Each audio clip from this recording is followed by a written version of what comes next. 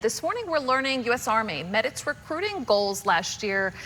This is interesting because it's something that hasn't happened in a long time. In a long time. So just 2.5 years ago, an NBC News report showed the Army only reached half of its recruiting goal.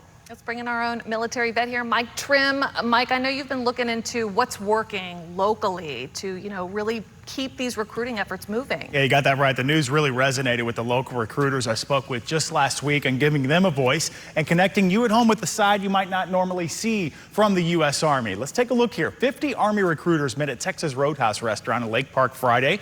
It's a monthly training normally done in classrooms, recruiting offices of military buildings, but they wanted to be more visible in the community. These are servicemen and women that recruit more than 80 schools and colleges from Palm Beach County to Indian River County.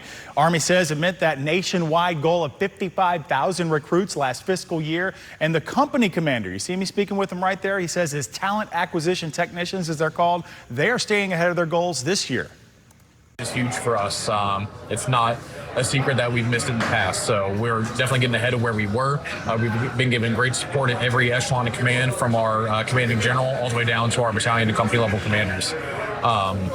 We take it month by month, quarter by quarter, but we're staying ahead.